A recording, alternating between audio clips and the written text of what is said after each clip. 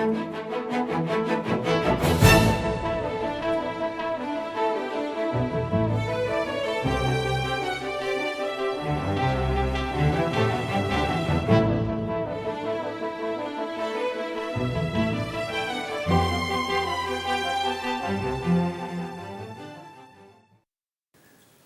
we're going to talk about an alternative lifestyle now, because all we've basically done so far is to look at everything that's bad. And like my friend said to me, I've listened to all your lectures, I now drink water and breathe fresh air, how long do I have to live? Or like my friend in the back there said, he closes his eyes and he says to the Lord, Lord, remove everything from my plate that's bad for me, and now he's scared there's going to be nothing left when he opens his eyes again. Well, is there still something to eat, or is there nothing to eat? That is the question we'll have to start looking at. Remember, we spoke about per capita meat consumption and how it affects your lifestyle and your health, colon cancer incidence. Obviously, we saw that animal products are problematic. They are correlated to cancer, and we looked at animal husbandry, we looked at osteoporosis and what effect it has, and all these issues. I perhaps would like to share just one little experiment that we did as well, because sheep were developing skew legs. We decided to have a look at what the effect of the diet is that they were feeding these animals as to why they were getting skew legs. There's a sheep with slightly skew legs, and there's one that can hardly walk from the skew legs that it has. And when we analyzed their bones, those that had received animal protein had a low calcium to phosphorus ratio in the bone. So they had a decline in the various bones, the vertebrae, the ribs, and the cannon. In all three of them, the more animal protein one added to the diet. And these days they feed these animals fish meal, carcass meal, bone meal, all of these things. When we compared those that received animal protein versus plant protein, the calcium loss, as you see there again in the sheep, was 3 times as great. Deformity in those that got animal protein was much higher than those that received plant protein. And calcium to phosphorus ratios in the bone were very low when they received animal protein. And generally speaking, this is what we found. If we look at this little graph over here, we found that if we gave them plant protein only at a 12% level, they had very good bone development. If we added 3%, 5%, 8% animal protein, it got worse and worse. But if we added 8% plant protein, it actually improved. So plant protein definitely is the way to have a healthy system. We also spoke in the lectures about fear in the food chain and how animal products today are not what they were in the past, because there are bacterial resistances which are very high, reaching up to 100% levels in many, many cases. That means that bacteria don't work, are not affected by the antibiotics at all. We also compared animal products compared to plant products in terms of toxic levels and how toxins are increased up the food chain, giving us many reasons why we should avoid these products. Remember, we looked at fish oils and saw that they were just as high in cholesterol as the others, and that plant foods could give you the omega-3 fatty acids, like the avocado, and especially also the nuts and the seed items could give you everything that you required. And these are often arguments which are used as to why one should not become a vegetarian. Where would you get you this? Where would you get you that? Plants give you everything, provided you have a variety in your diet. Of course, if you're going to eat lettuce leaves and carrot sprigs, then you're going to have a problem. So one has to make wise decisions when one changes one's lifestyle, and if one wants to avoid all the potential hazards in the animal husbandry industry. Can plants replace meat? The answer is yes, they can. but you have to be wise and circumspect in what you are doing.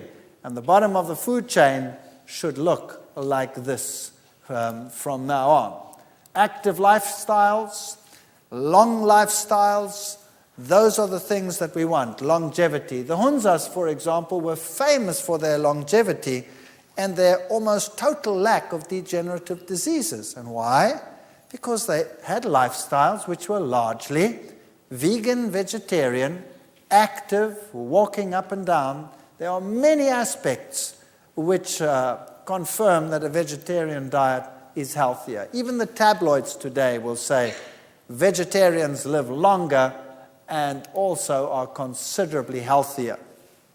For example, if you want to do maximum endurance tests, you will find that those on a high meat diet have the lowest endurance for sustained maximum to exhaustion exercise. Mixed diets, that means lower meat, fat, and protein diets, were sort of midway, and the vegetarian diets, high carbohydrate diets, gave the highest endurance rate, more than double that of the other groupings. So science and sports science today has contributed a lot to the breakdown of prejudice against diets. Then there were some very important people who were vegetarians.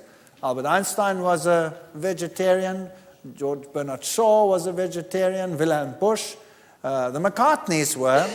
But Linda McCartney died at a very early age, although she was a vegetarian. And people say, well, what's the problem over here?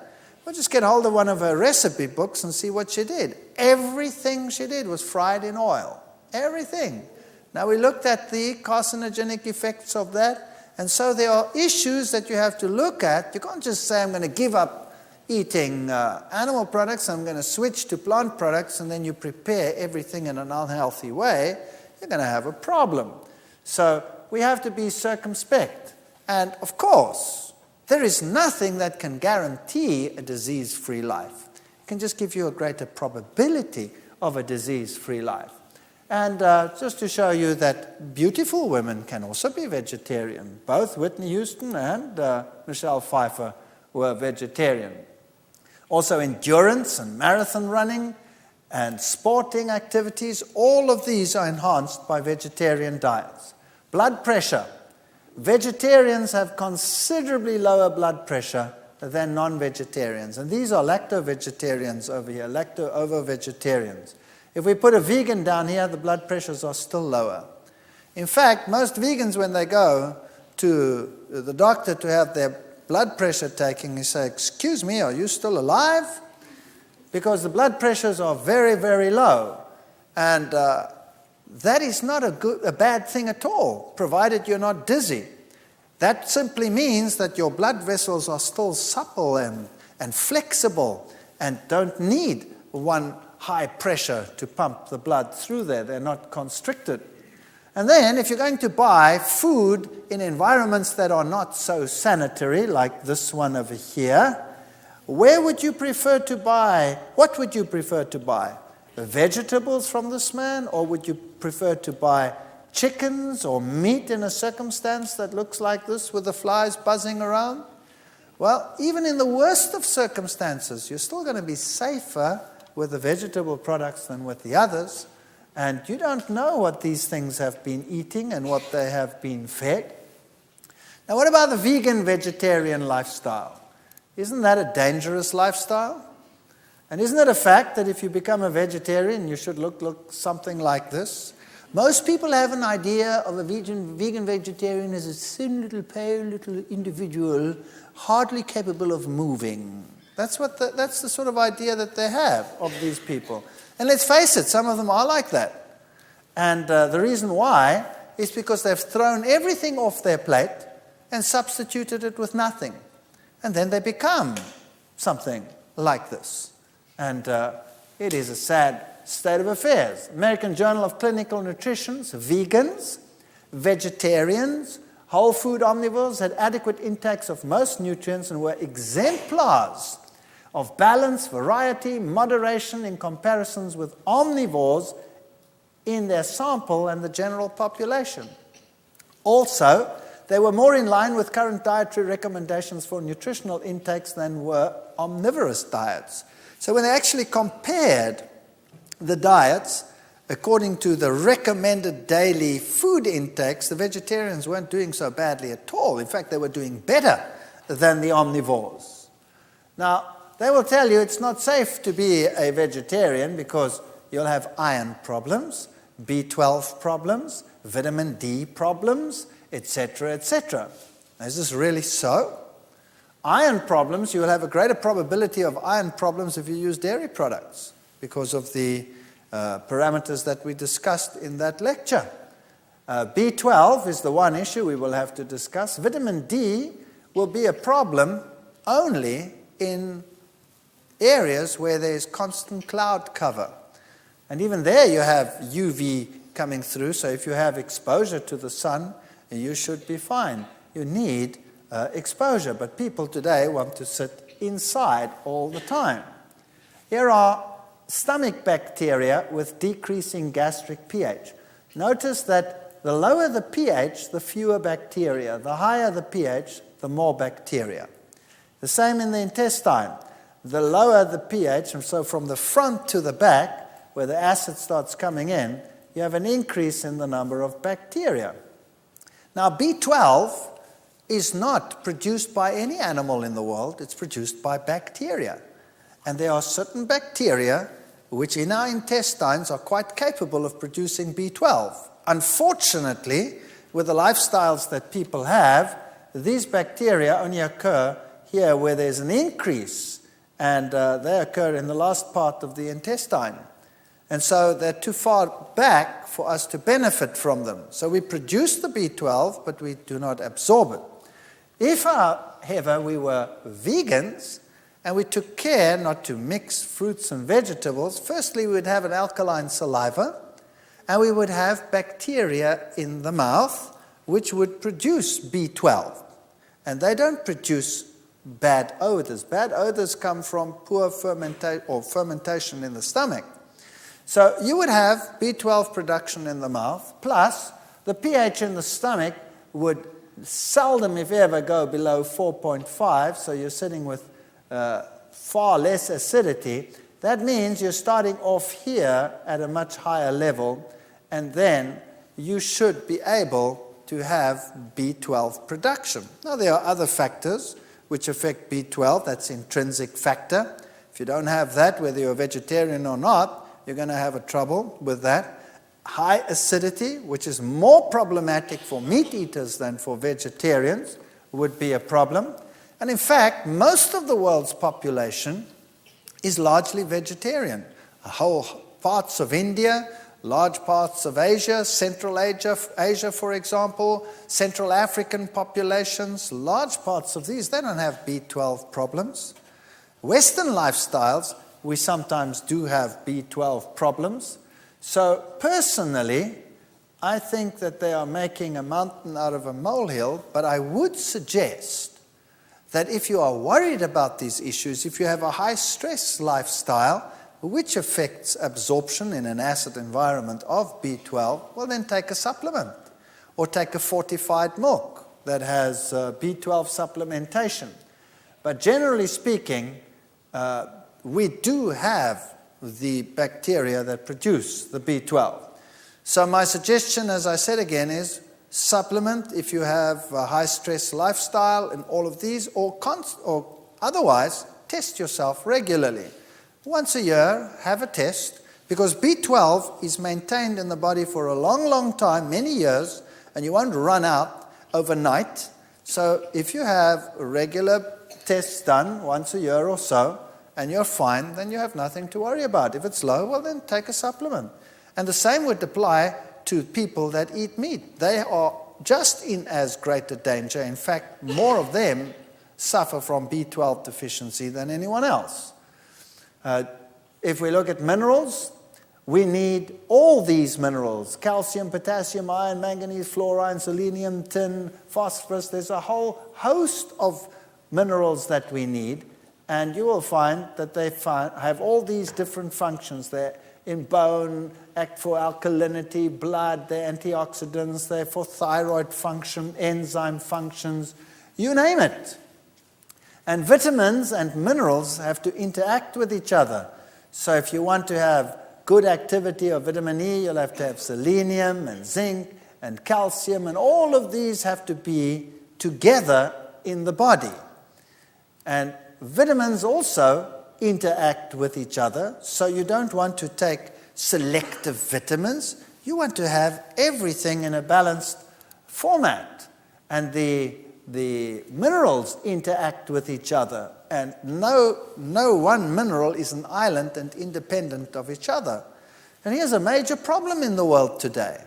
You see, plant foods can produce vitamins, sometimes if they're not mineral dependent, just by photosynthesis. But where do plants actually get their minerals from? They get them from the soil. Now, what if the soil in an area is depleted? What do you do then? Well, then you have mineral-poor plants. And if a plant is mineral-poor, then it has the problem that it doesn't fight infection so well. It's very prone to pests coming and taking advantage of the situation. And so the problem is that they start spraying these plants more and more and more. And most farmers only substitute their ground with about 5 or 6 minerals. They don't take care of all the minerals. We need all the minerals. So the very best thing that mankind could do is to reintroduce organic farming, where they make sure that their soil has every single mineral required for growth. That means you start using rock phosphates and calcitic limes and things like that, which have every mineral under the sun as your basis, and start producing plants like that. Now, that's a little bit more expensive than the other fertilizers, but the rewards would be tremendous. That's one issue. If you're living in an environment and these plants are too expensive, and you don't even know whether they're doing it right or not, then I suggest you get foods from a variety of places. And then there's one other thing I would like to talk about while we're busy with minerals, and that is salt. The scientific world tells you that you should not use salt at all in your cooking because it produces high blood pressure and it's bad for you and what have you.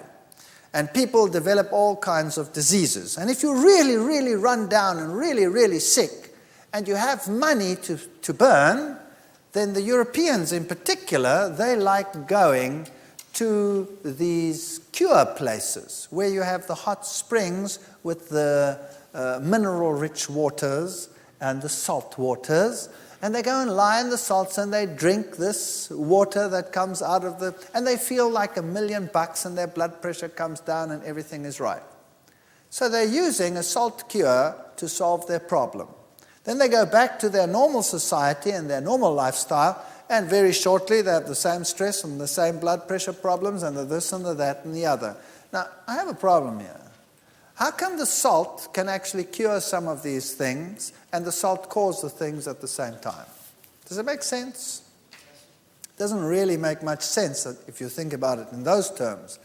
Now, what is the main salt that is used in the world today? It's sodium chloride. Now, salt should have 84 minerals. Rocks out there, sea, the salt in the sea contains 84 minerals. And the fish and the animals in the sea, without pollutants now, are perfectly happy and have lived there for thousands of years, quite happily, reproducing and not being diseased, although there's a lot of salt in that water. But it is 84 mineral salt. Now, unfortunately today, when they harvest the salt, what they do, industry has so many requirements for various catalysts and various elements that they refine the salt and they take all those elements out. And eventually they leave you with 2 elements, sodium and chloride. If they could refine them, they would do that as well and sell you only the sodium and only the chloride. But unfortunately, the sodium would explode and the chloride would kill you. So they at least sell you the sodium chloride. 2 elements out of the 84. And then occasionally they have a twinge of conscience and they add one more, which is that, iodine. And they tell you best to buy iodized salts. And now you start cooking with 2 elements. Just do a simple test. Take sea salt, which has 84 elements, and put it on your tongue and just rub it around there. And see how long you last. You'll last for a long time. Eventually it actually tastes quite pleasant. And then you take normal table salt, sodium chloride, and you put that on your tongue and you see how long you last. And you'll see it'll burn your tongue like crazy and you won't be able to handle it. And it'll have this sharp taste. So my suggestion is, when you start using a little bit of salt, because without salt everything tastes kind of bland, doesn't it? Use sea salt. Why not use sea salt? Or better still, if you can, rock salt.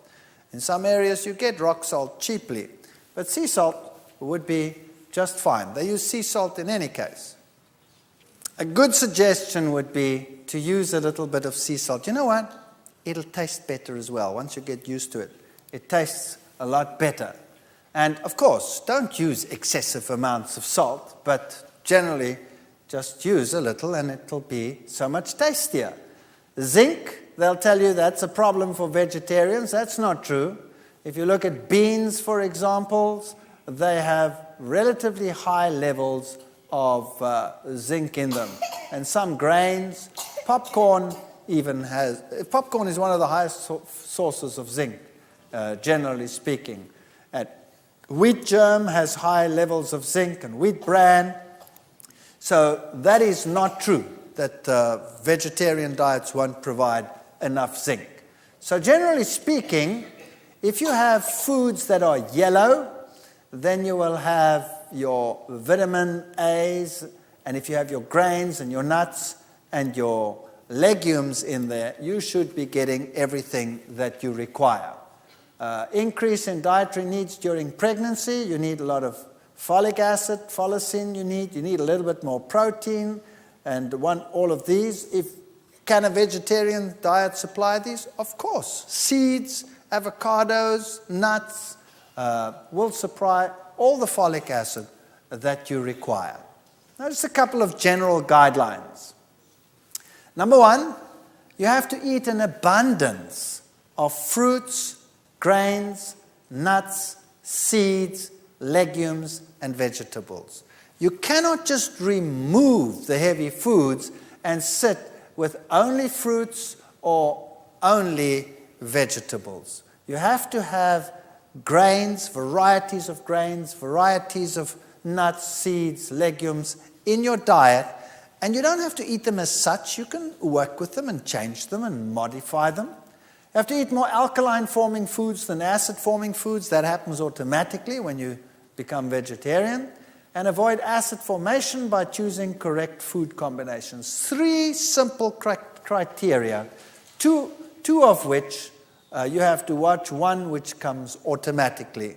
Now, if you read some health books, they have so many complex things that you have to do that you have to buy yourself a computer just to, start working out what you must do in the kitchen. And eventually you go totally nuts. And there are so many rules and regulations as to what you must eat that you might as well just forget it.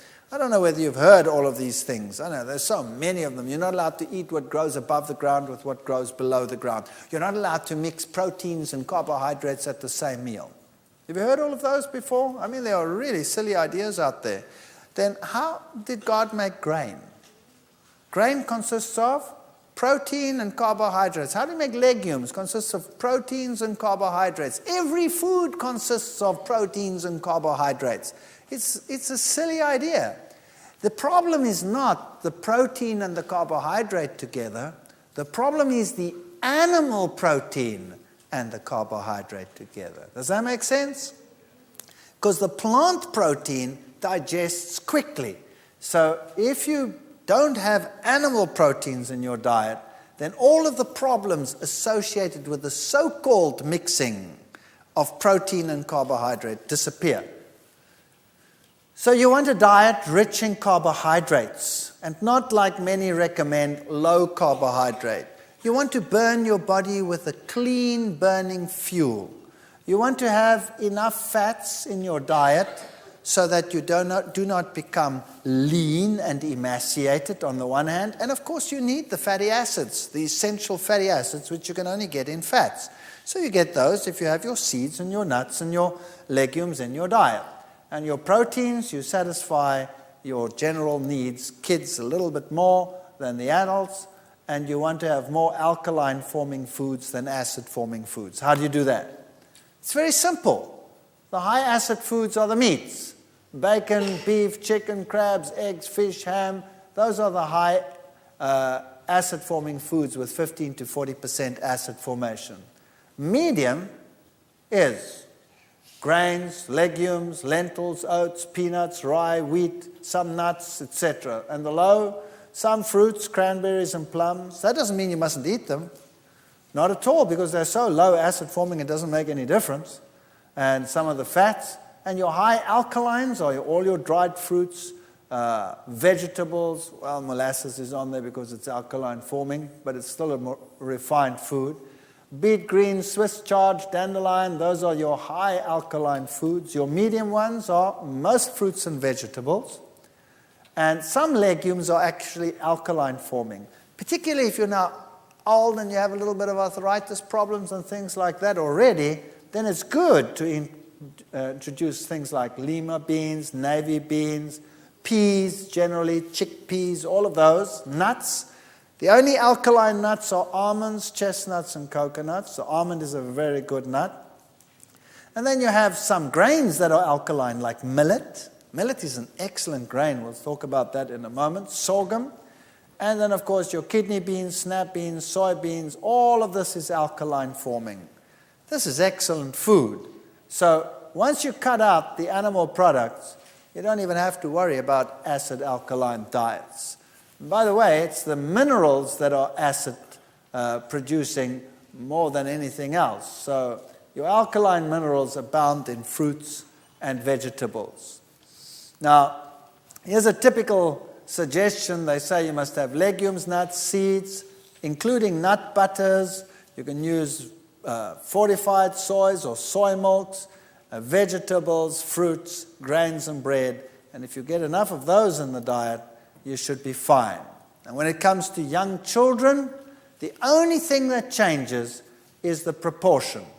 So you want to have cereals in the diet, you want to have fruits pureed, but when it comes to the energy foods, you want more of those in children's foods than in the others. So cereals, fruits, protein foods, green leafy or yellow vegetables will supply every single requirement that you need. And you can see that all of it is being met, or 99%, with just a very moderate intake. Some useful equipment that you need. A good blender is very useful in vegetarian cooking, because you're going to start making nut creams and nut butters and milks and sauces and things like that, and cheese substitutes and all kinds of things. So a good blender is a very, very good investment. Now, when I talk about a good blender, I mean that one that has a powerful engine and one that will really spin. Because if you buy a weak one, it won't do the job. It'll irritate you. It'll chop the things around, and you'll have gritty pieces in your mouth when you want to find cream, for example. It'll be most unsatisfactory. So rather invest in a good blender.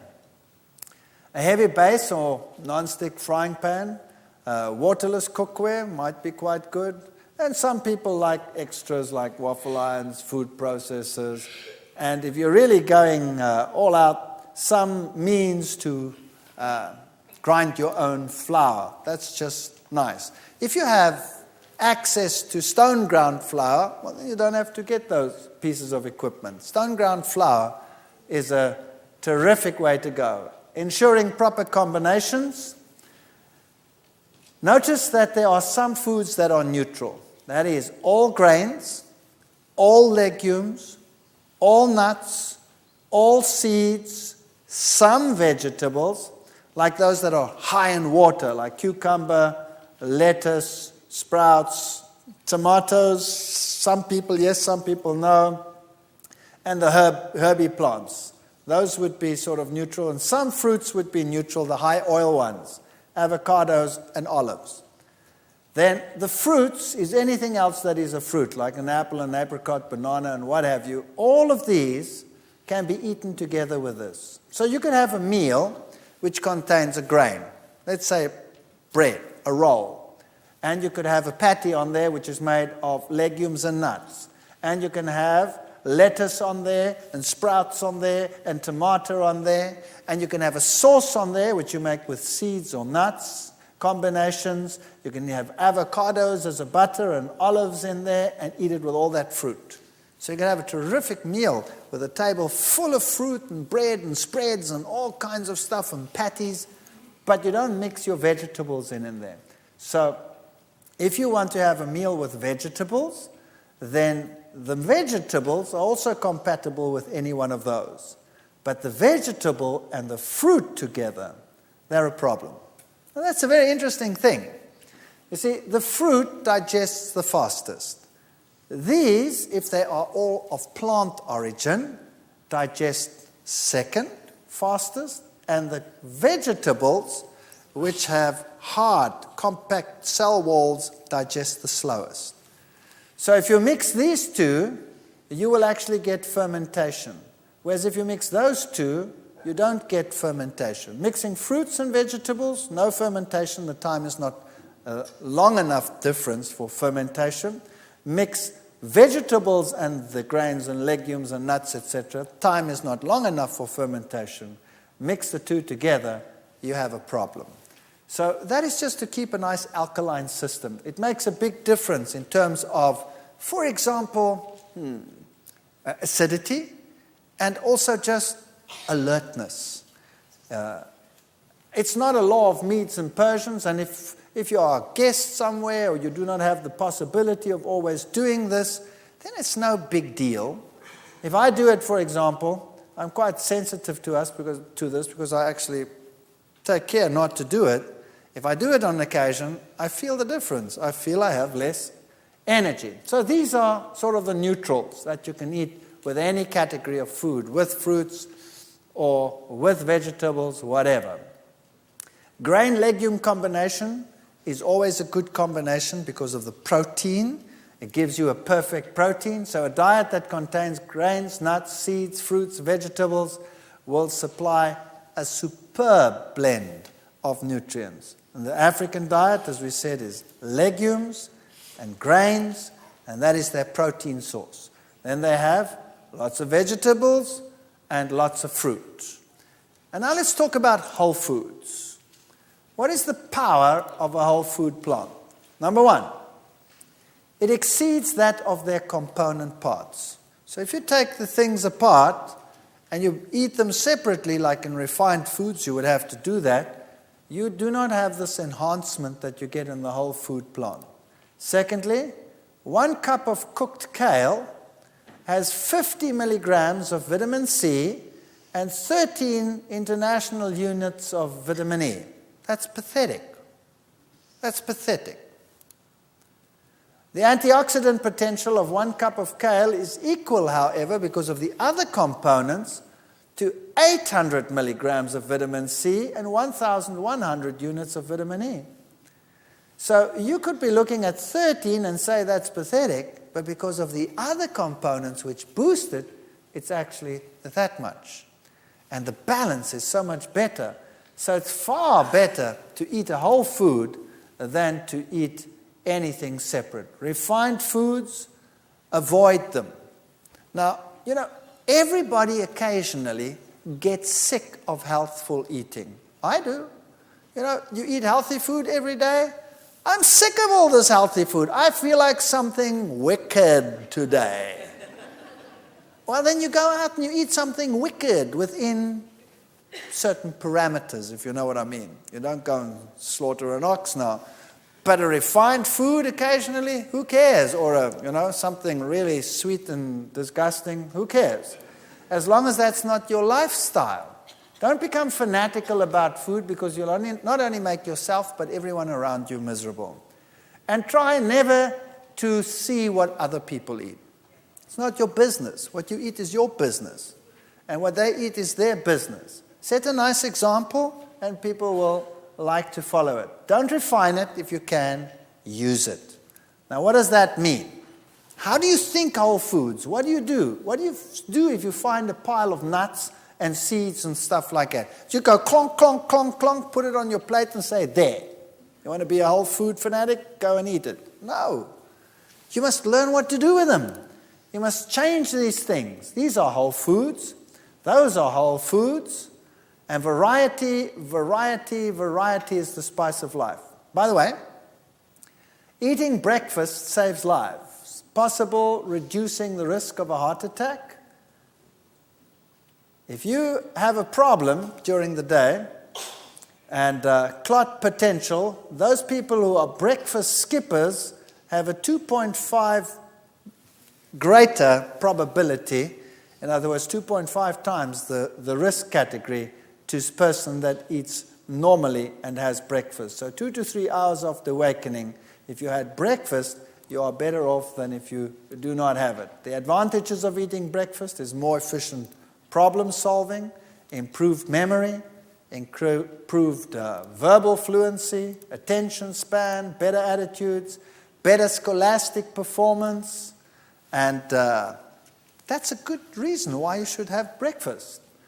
These are all the nice whole foods you can find in some stores. Now let's think about what we can do with specific foods. And I think perhaps we should do this in the next session.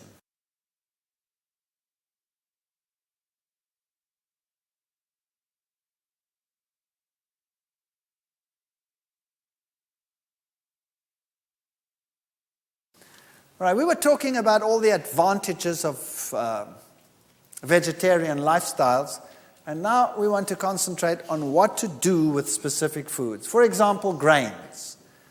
You are now thrown out a lot of things. You've thrown out dairy, you've thrown out meat, you've thrown out all of those things. Now, what to replace them with? Now you have to start thinking grains. You know, if we were to take the grains in the world and put them into tiny little packets, just like this, we did this once. In South Africa, we went to a seed store and we bought all the different edible grains and put them into tiny packets, and we packed them around the hall from one side all the way around, right round, and said to the people, you go and look at all those grains. And they were stunned. All the grains that you can buy, all the sorghums and the various wheat types and the eastern grains and the millets and all these wonderful things, just hundreds of different grains.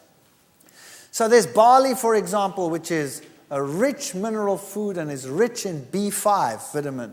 So if you have B5, that promotes fat metabolism. So if it's cold, if it's winter, for example, just a touch of barley in something, in a stew, or a little bit of barley mixed in with rice that you're cooking, and you have a better heat production.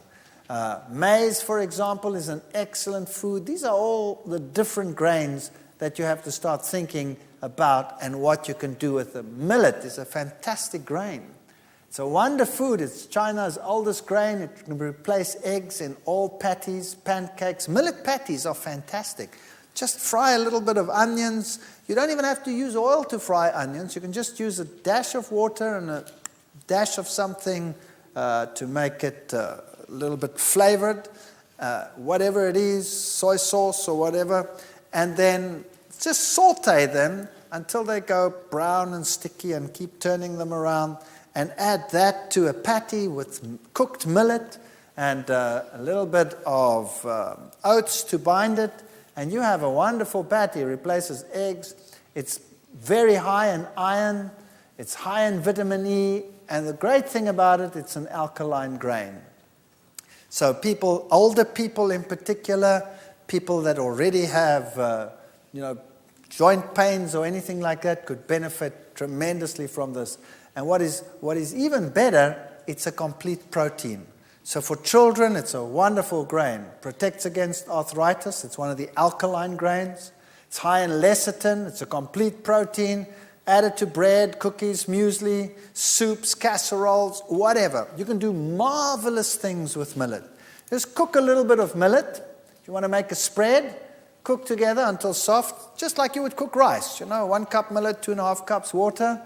So you take the millet, make sure you buy dehusked millet. Millet is bird seeds. You know how birds live and how long they live just off millet, nothing else? They do very well on millet, so we could do well on millet. But we don't have beaks. We have teeth. And birds dehusk the millet, and then the husks lie down there. If you bought it husked, you would have a chewing experience par excellence. So just like any other grain, you have to buy it dehusked. A little bit of salt, good salt. You can put something to make it yellow. You could just, for example, use a little bit of turmeric. If you don't want to use turmeric, use a tip of a carrot and blend it in there. Then it goes yellow. And some water, and you blend till smooth, and then it looks like that. Looks like a butter. And you're going to have bread with millet spread. It's rather neutral, so you could put something sweet on there. You could put something savory on there. You could do whatever you like.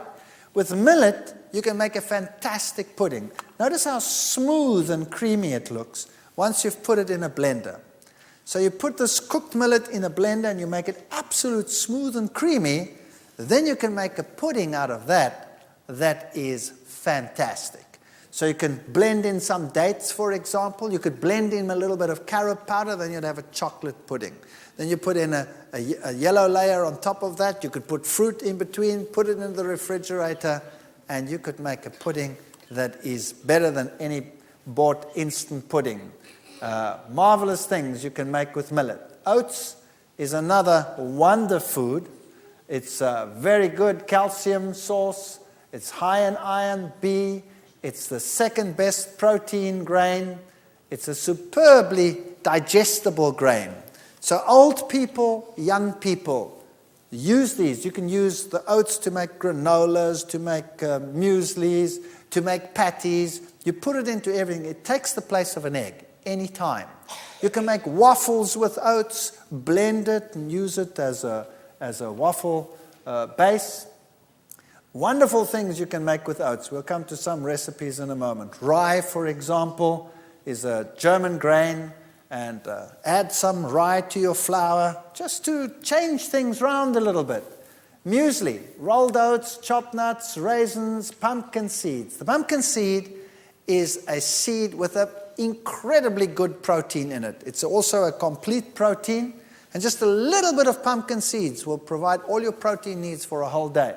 So if you could start your day with rolled oats and nuts and raisins and seeds and some fruit, shredded coconut maybe, sunflower seeds, sesame seeds, and you roast them all together or toast the slightly rolled oats under the grill, stirring frequently, and lightly brown, spread the sunflower and sesame and coconut over the top, and mix the remaining ingredients, and you have a great muesli. If you want to make a granola, which is more crunchy, granolas that you buy in the stores are full of oil. And the oil that they mostly use is sunflower seed oil. And because it's packaged like that, it's oxidized. So it's really not the best thing in the world, and it's horrendously expensive. Have you noticed that? You can make it far cheaper, and it tastes terrific, and you don't need any oil. You can take rolled oats, say 8 cups rolled oats, a little bit of sunflower seeds, some coconut if you like, chopped nuts. You can vary that as you like. But this is your binder. 2 ripe bananas, 1.5 cup chopped dates, a little bit of good salt, hot water. You can use some natural vanilla. And these mixtures over here, you stir the 2 mixtures together, and you mix this in a blender, all in a blender. Then you have this liquid, and you mix them all together. And you put them in a cookie sheet and bake them at 250 Fahrenheit. That's a low heat. That's a low heat for about 1 hour, stirring every half hour. And then it becomes a nice crunchy granola with no oil in it. Tastes terrific. Serve that with soy milk, and you've got it made. And it's a lot cheaper if you buy these in a store where they sell seeds cheaply. Rice, try getting used to unrefined rice. It just makes such a difference. Now, some people don't like brown rice. They say it's too chewy. The way to get around that is to soak the brown rice overnight like you would soak legumes. And then when you cook it, it gets light and fluffy. That solves the problem.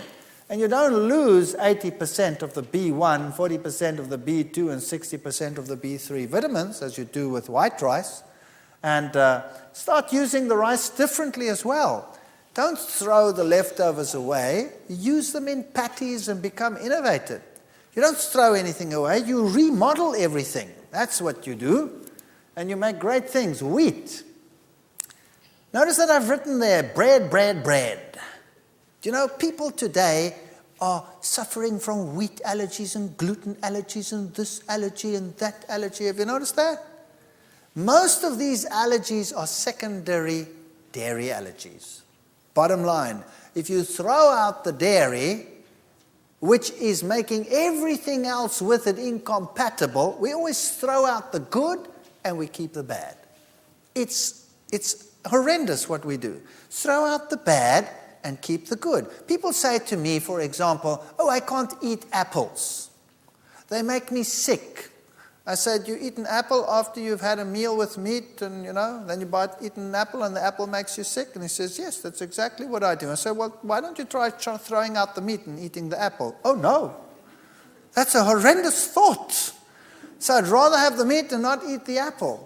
Why is the apple fermenting and making you sick when you're eating the meat? Because it's staying in your stomach for 6 hours.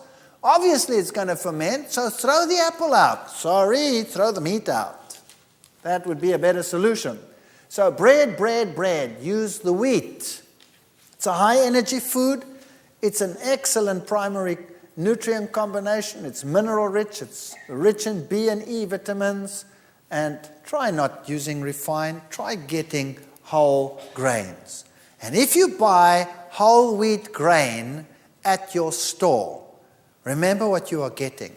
They have bolted the wheat. They have huge piles of bran.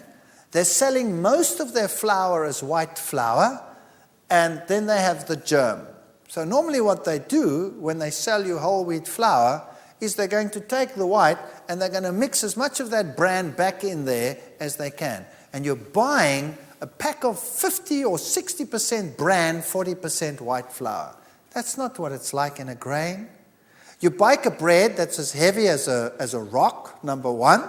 Nobody wants to eat it because there's not enough white flour mixed in with the bran as it would be with stone ground flour. All kinds of problems with that. Try and get stone ground flour, and if you cannot, if it's impossible, then do your own. Even if you have to soak grain and liquidize it and use that as a dough, that would still be better. But when you make your own bread, you can play around. You can add rye. You can add a little bit of millet. You can have all kinds of things. The easiest bread to break is the simplest bread. So here's a simple bread for you. 1 kilogram stone ground flour, that's about 2.2 pounds or something like that. Stone ground whole wheat flour, approximately 10 cups. 1 packet of instant active yeast. It doesn't matter which yeast you're going to use. You're going to destroy the yeast in the heat in any case. And a little bit of good salt. 1.5 tablespoons of good salt, not sodium chloride. Then you blend together 900 milliliters of water, and then you can add anything sweet. It doesn't matter what it is. You could add white sugar. It wouldn't make any difference. You know why? Because the yeast is going to utilize it all. It's going to just use it up if you don't put too much in it. But it's also good to use, let's say, fruit. You could use a little bit of raisins. Half a cup would be a little bit much. I would say a quarter cup raisins or a tablespoon raw brown sugar. Or you could use honey. You could use molasses. You could use something sweet like an apple. You could grind it up and or liquidize it, and that could be your sweetener. So 900 milliliters of warm water, that's about almost 2 pints, and then something sweet. Best would be liquidized currants would be the very best because they're very high in iron. And mix that in there, and then knead your bread. Knead your bread, and knead your bread, and let it rise, and punch it down, and knead your bread, and then you mix and develop the gluten so that it's like chewing gum, like chewing gum. If you then put it in the oven, all the air that is produced by the yeast gets trapped and the bread rises nicely, and you bake it in the oven at a relatively high heat to begin with to stabilize the bread. Then you'll have a light, sweet bread. If you do not mix it properly, what's going to happen is the gas is going to produce, the bread will go up. There's not enough chewing gum to trap it, to blow a bubble. So what happens? The bubbles pop and the bread goes, and you bake a perfect brick. And you need a chainsaw to cut your slices, or you could kill your husband with it if you're angry with him. So a simple bread has very few ingredients. Now people actually say, now hang on a second, is that a healthy bread?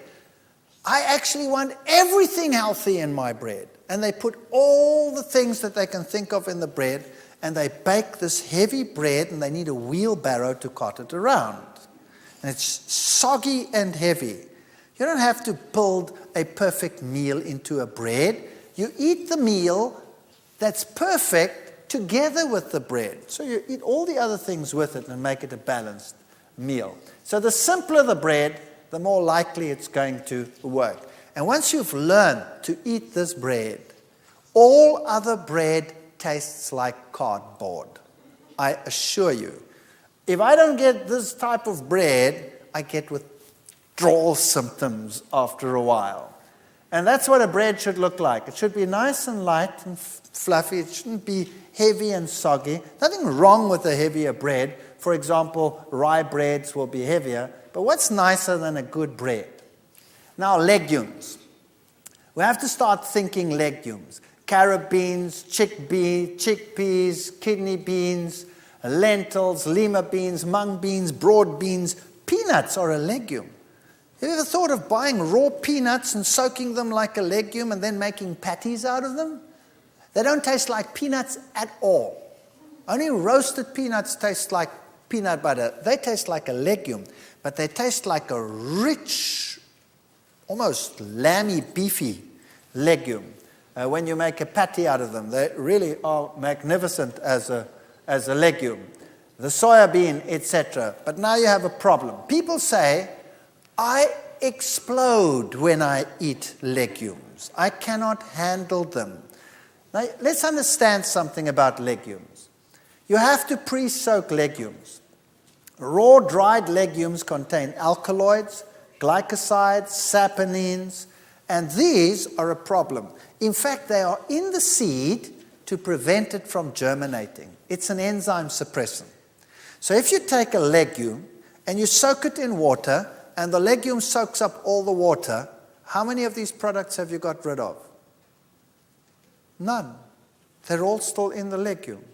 Now you take your legume, it's nice and soaked, and you prepare it and you cook it, and all those enzyme suppressants that prevent the legume from sprouting are still in there. Now you're getting those enzyme suppressants into your stomach, and you're not digesting it too well. Your enzymes are also suppressed. So eventually it goes all the way down, gets to the colon. The colon works with these products and then starts fermenting the legume in the colon, and that leads to an explosive experience. Right? So what you want with a legume is you want to get rid of these things. You want to get rid of them. How do you do that? You soak in huge quantities of water. And the water goes what color? Goes either reddish brown or one of those, right? That's all the tannins and the saponins and the glycosides and the stuff that's coming out. Now, what do you do with that water? What do you do with it? You throw it away. And not like some well-meaning individual who thinks, well, this looks so good, I'm going to cook the pea soup with that one. Well, I'll tell you, you don't need nuclear weapons then. Just send that pea soup. It's the most explosive thing under the sun. So what I would suggest is that you buy your legumes, soak them in lots of water, pour the water off regularly. If you're sensitive to legumes, do that if it need be for 2 days, 3 days regularly. If you don't change the water regularly, they'll go bad. Just keep on pouring off the water. And then what do? Going to wait 3 days or 2 days for a meal? Of course not. You put them into freezer bags and you pop them in the freezer and they're fine. People will say, don't I lose the energy value and the food value? No, you don't. You can take those very seeds and go and plant them and they will grow. What happens in nature, in Europe, in the winter? What happens to those seeds?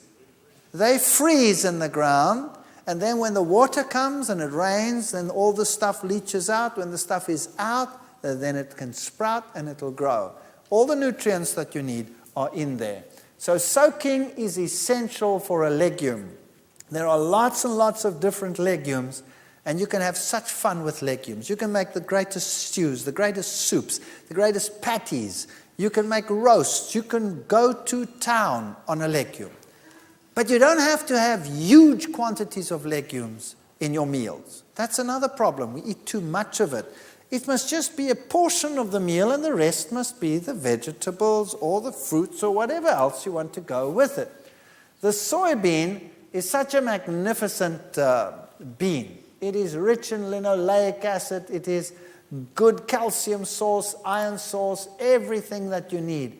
And if you look at the composition of selected soybeans, I'll just put this here for clarity's sake. Beef, for example, look down that list over there and compare with raw or cooked soybeans, you will see that the soybean compares excellently with anything else. And tofu is a wonderful food. You can make great things with tofu. You can make mayonnaises. A little bit of soft tofu, water, onion salt, garlic salt, or whatever you like. Lemon juice, honey, or a little bit of raw sugar to taste. Blend them together, you have a mayonnaise. Now imagine what a mayonnaise normally is made of. What's a mayonnaise made of? Egg yolk upon egg yolk upon egg yolk, together with lots of sunflower seed oil, together with lots of vinegar. It's the worst combination under the sun. It's the worst for your cardiovascular system. You cannot imagine worse. Imagine a mayonnaise that you make with blended cashew nuts. Take some cashew nuts, cover them with water, blend them till they're very smooth, add a little bit of your favorite seasoning, and then some lemon juice, and voila, you have a mayonnaise that is absolutely marvelous. Now people say, cashew nuts, that's expensive. Hello? How much does a chicken cost in this country? What does a chicken cost? Who can tell me? So let's say $4, right? So let's say that chicken weighs what? 1.5 kilos. So let's say it's about $3, or let's say $2 per pound. Is that about right? Is that about right? $2 per pound. Good. How much of that chicken is bone? At least half of it is bone. So you're not paying $2 per pound, you're paying $4 per pound already for your chicken. Now, how much of that chicken, once you have deboned it, is water? 70% of it is water. So how much are you paying for your chicken? Well, you go and work it out. You're paying anything up to $7, $8, $9, $10 per pound for your chicken. It's a very expensive meal. It looks cheap, but what you're getting is water, 70%, what you're paying for. If you buy cashew nuts, how much of it is food? 100%. So even if you're paying $4 or $5, it's still cheaper than your chicken. So don't tell me cashew nuts are cheap or expensive. All right, and you need very little to feed a whole lot. You can make great mayonnaises with tofu. You can make omelets with tofu. You can make, there's so many things. Go to any Korean or Chinese person and ask them, what do I do with tofu? And you will be stunned. So go to the various nations that use these foods. Omelets are terrific with tofu. Half a cup of tofu, you can use a little bit of rice flour, add a little bit of cashew, ground nuts, that would be great, liquidized. And then your various condiments, put a little bit something yellow in, and then use a non-stick pan to make an omelet. You can put your favorite filling in there, close it up, and serve it, if you really want to be wicked, with whatever, with fries that you've made with olive oil and a nice salad with it, and it looks and tastes just great. And sometimes omelets made with tofu stick a little bit more to the pan than others. So that's no problem. The ones that stick and break, they go to the wife, and the good ones come to me. Simple as that. But when I get home now, my wife can have the better ones, and I'll take the broken ones. No-bake tofu cheesecakes. You can make cheesecakes. You can make the most wonderful things. You can use agar-agar as a binder that has no animal products in it, or you could use MS. You get MS in your country, which is a wonderful substitute for gelatine, which is made from horses' hooves and skin scrapings and trotters and all kinds of stuff like that. And wonderful things you can make with juices that you blend in. Just ask the fundis how to make these things. You can make waffles. Simple things. Soak soybeans. Blend them all together with some rolled oats, and you make waffles. Wonderful stuff. They bake a little bit longer. A normal waffle with an egg is finished in a minute. This one takes about 5, 6, 7, 8 minutes to bake through. Now, you don't want to wait that long. So what you do is, when you're bored one night and you're not doing anything, then make a mix and start making lots of them. Or the kids are doing something, they're watching television, in between advertisement break, change. Then get all these things done and make a whole pile of them, pop them in the freezer, and you have waffles. When you want breakfast with waffles, take your waffles out, pop them in the toaster, and voila, you have waffles. You don't have to wait forever. You can make quiches. It's simple. Once you add a little bit of these blended nuts and some lemon juice and all of these things in, you can make wonderful things with these foods, and you won't even miss that you're not using eggs. Kidney beans and your own baked beans and Mexican food, and you name it. And sprouts. Start using sprouts. Sprouts have enzymes in them. They help you to digest your food. They're wonderful. Mung bean sprouts. Once you get used to them, you'll start craving them. Chickpeas. Chickpeas are wonderful food. Chickpeas is magic. If you have soaked chickpeas and you blend it and you bring it to a boil, it goes thick by itself. Then you can use it as a sauce. You can even make a mayonnaise out of it by adding lemon juice and a dash of something sweet or tangy, whatever you like. And you can make mayonnaises out of chickpeas. You can make hummus out of chickpeas. Who knows hummus? Yeah, all of these things. Start thinking about these things and start using carob. Now, carob means you have to re-educate your palate, because we're all used to chocolate. And once you have re-educated your palate to carob, which takes a while, because we all have perverted palates, then chocolate actually tastes obnoxious. Believe me, I ate whole slabs of chocolate in one go. I cannot stand the taste of chocolate anymore. But carob I can handle, especially if you coat things with it, like raisins, or coat nuts with it. Then it's very handleable and it's very, very pleasant. And a carob drink is a wonderful substitute. Take soy milk, add some carob powder and a little bit of fructose, and you make that hot and serve that. And I'll tell you, the young people just love it. And it tastes great. And you can make chocolate sauces, chocolate desserts with carob. Just have to get used to it. Lentils. You can make slices, you can make all kinds of interesting things. Mock liverwurst with it, some cooked lentils, a little bit of cold oats porridge, chopped onions. Margarine is what gives it the flavor. If you like, a large clove of garlic, some salt, and blend this together and keep the onions just a little bit chewy, in other words, not pureed. And then you have this crunchy liverwurst taste that you can put on bread. You can make savory spreads. And it's the herbs that do it, the basils and the oregano and the tomato pastes, which add the different flavors. And your nuts and your seeds are your sauces and your creams and your energy booster. So, for example, if you're as thin as a rake and you want to put on some weight, then you start using more of these foods.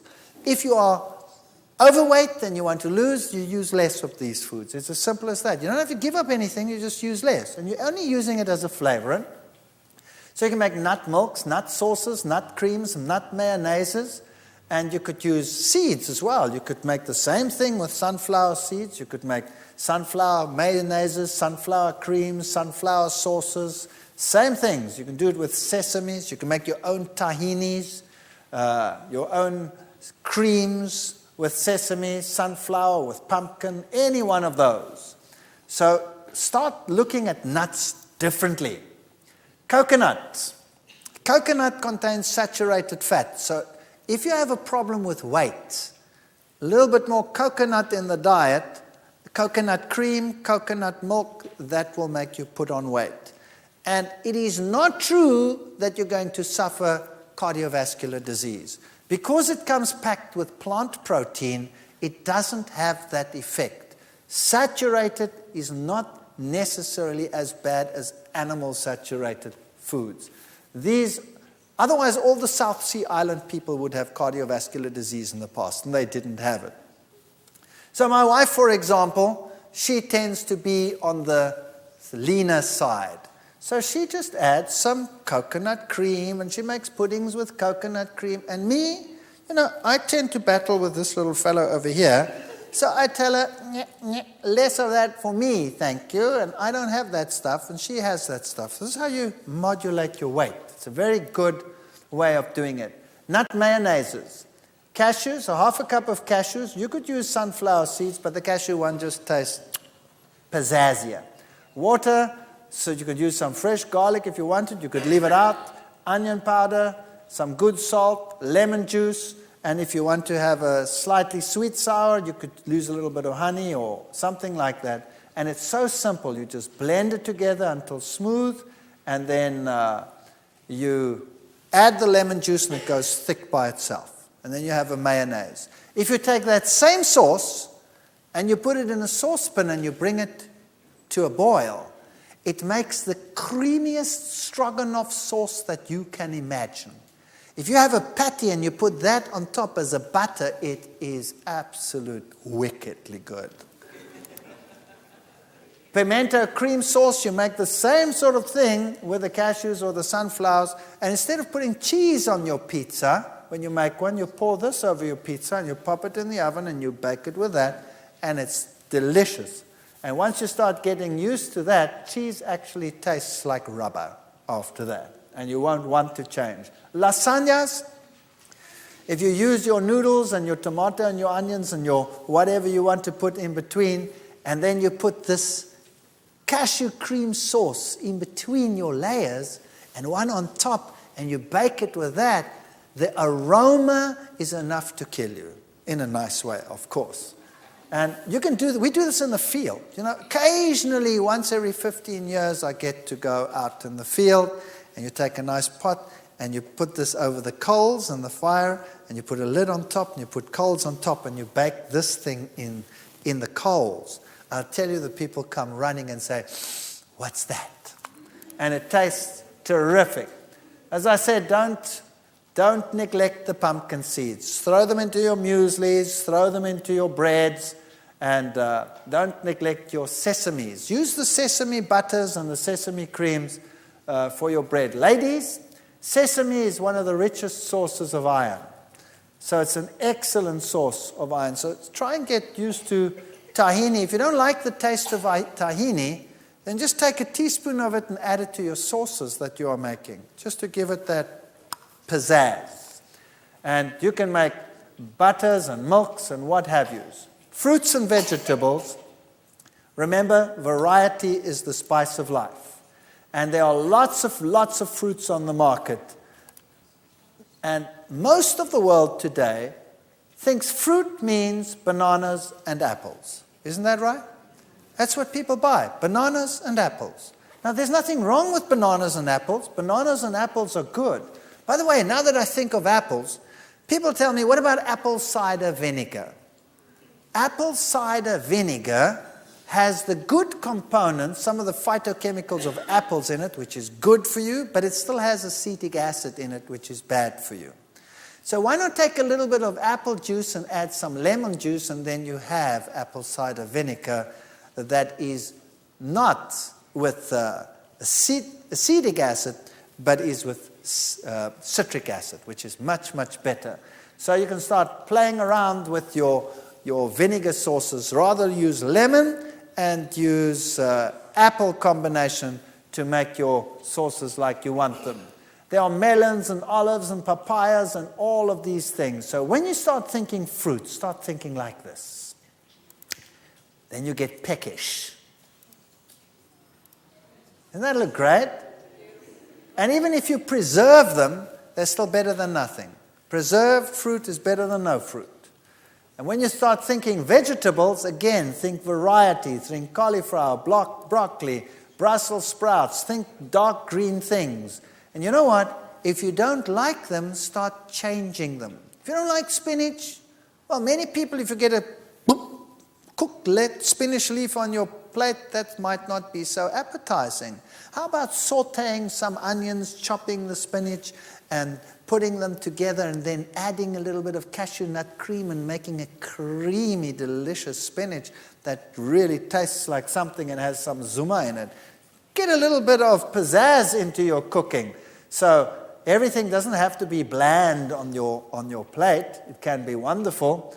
And start becoming innovative. Start thinking what to do with the leeks and the garlics and the onions. And remember, these are your top 10 fruits in the world in terms of the antioxidant power that they have in them. Strawberries. You live in a strawberry country.